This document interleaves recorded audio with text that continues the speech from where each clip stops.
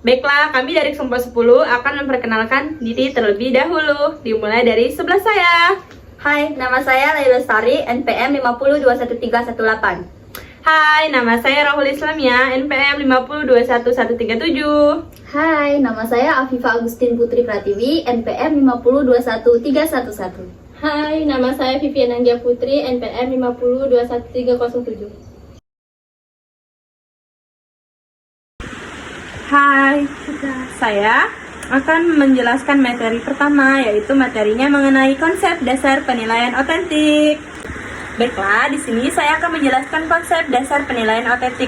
Oke, baiklah, pengertian dari penilaian otentik adalah proses pengumpulan informasi oleh guru mengenai proses pembelajaran yang dilakukan oleh siswa, di mana memiliki tujuan yang mampu mengungkapkan ataupun membuktikan serta menunjukkan secara tepat bahwa tujuan pembelajaran itu telah benar-benar dikuasai oleh siswa. Nah, maksud dari penilaian otentik ini berarti kita nih, calon sebagai seorang guru nih, berarti kita menilai dari apa yang telah kita informasikan atau telah kita pelajari terhadap siswa kita nilai apakah dari siswa kita itu tercapainya tujuan pendidikan atau tujuan pembelajaran. Dia mampu memahami serta dapat menerapkan dengan menggunakan penilaian otentik. Nah, dan juga penilaian otentik ini mempunyai unsur. Ada 4 unsur.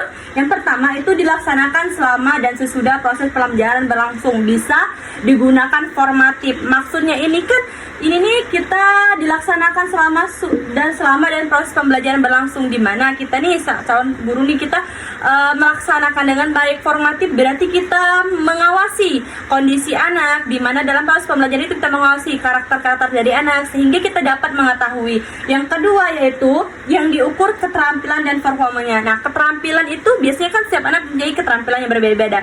Nah, dengan kita mengawasi hal tersebut, kita bisa mengetahui keterampilan apa yang dimiliki oleh anak. Misalnya, anak yang A atau anak yang B itu pasti berbeda. Misal anak yang A dia lebih keterampilannya terhadap akademik, sedangkan yang B dia terhadap non akademik. Oke.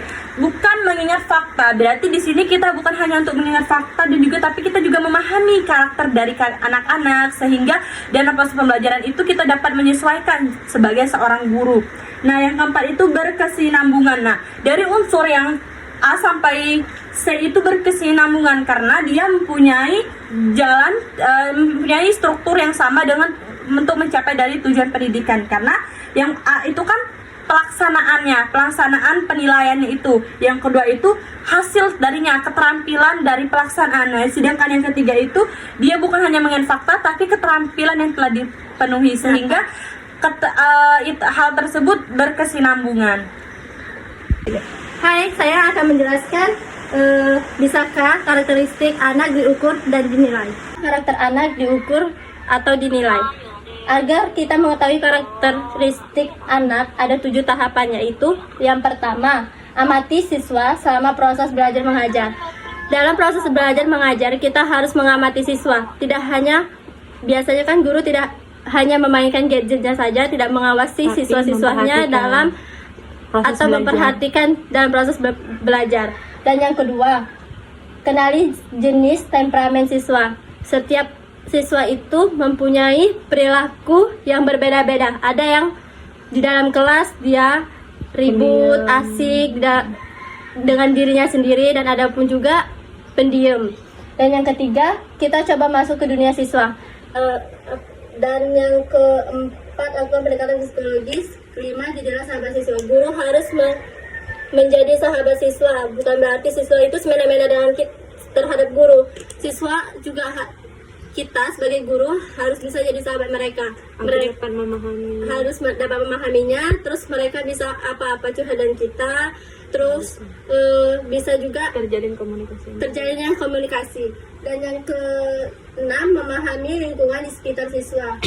Setiap di lingkungan siswa itu berbeda-beda dan ada yang baik ataupun ada yang buruk. Kita lebih mengarahkan. Dan yang ketujuh, diskusikan dengan kedua orang tua siswa. Diskusikan kalau misalnya anak itu misalnya pendiam sekali di dalam kelas, harusnya tidak seperti itu. Apa ada masalah kah di rumah atau gimana? Nah, terus juga ada yang nakal.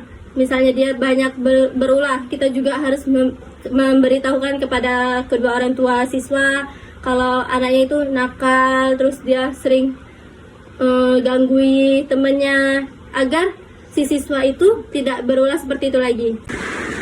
Saya akan menjelaskan strategi pengembangan penilaian karakter berbasis penilaian otentik. Halo Julia. Program yang bisa dilakukan untuk pendidikan karakter itu ada 3. Yang pertama, mengembangkan model pembelajaran berbasis karakter. Yang kedua, mendukung pembudayaan sekolah. Dan yang ketiga, memberikan layanan konsultasi tentang implementasi pendidikan karakter. Baiklah, lanjut. Selanjutnya, pembentukan karakter individu harus diawali dari lingkup terkecil, keluarga, dan tempat tinggal terutama anak sekolah dasar.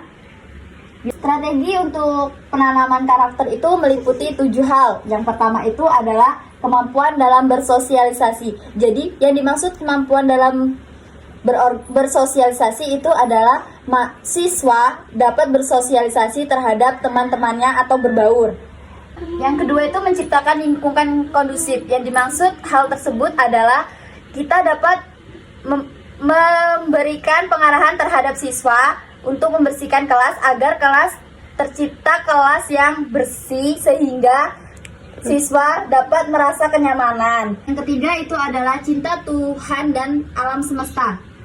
Yang keempat, tanggung jawab, disiplin, dan mandiri. Jadi kita dapat mengajarkan kepada siswa agar siswa tersebut dapat bertanggung jawab terhadap apa yang dia lakukan. Yang kelima, jujur, amanah, dan berkata baik. Jadi, di sini juga peran seorang guru kita dapat mengajarkan terhadap siswa kita mulai dari hal-hal yang baik, seperti kita berkata baik, tidak boleh mengucapkan kata-kata yang kasar, dan mencontohkan juga sifat yang jujur agar anak itu terbiasa hal-hal yang baik. Keenam itu hormat dan patuh. Jadi, hal tersebut menjelaskan bahwa kita juga sebagai siswa harus hormat terhadap guru karena Itu orang yang lebih tua dari kita. karena hormat itu kita kan muda, jadi kita harus hormat terhadap yang lebih tua. Yang ketujuh, kasih sayang, peduli, dan kerjasama. Jadi kita juga sebagai seorang guru, kita harus menunjukkan rasa kasih sayang kita terhadap siswa-siswa kita. Kerjasama itu bisa dicontohkan dalam lingkungan kelas. Seandainya kelas kita mengadakan kebersihan seminggu sekali, kita sebagai sesama teman itu harus bekerja sama, tidak egois. Yang ke-8 itu percaya diri dan toleransi. Saya akan menjelaskan mengembangkan model penilaian karakter berbasis penilaian autentik. Mengembangkan model penilaian karakter berbasis penilaian autentik. Penilaian autentik akan mampu memberikan gambaran perkembangan belajar siswa. Ini juga berpengaruh positif. Di antaranya yaitu 1. Peserta didik akan selalu terbiasa mengerti baik dalam buruknya sesuatu. 2. Mempunyai kecintaan terhadap kebijakan dan menjauhi keburukan. 3. Mampu melahirkan kebaikan dan menjalankannya. 4. Tidak mendiskriminasikan dalam berteman. Model pendidikan karakter itu pun dilakukan dengan 3 cara, yaitu melalui pendidikan karakter. Dan yang kedua, mengoptimalkan bimbingan layanan konseling. Ketiga, menyelenggarakan sosialisasi, perkemahan studi, mengarahkannya siswa berkarakter baik itu secara sikap maupun perilaku. Ya. Baiklah, itulah yang dapat kami sampaikan dari kelompok 10. Kami akhiri. Wassalamualaikum warahmatullahi wabarakatuh.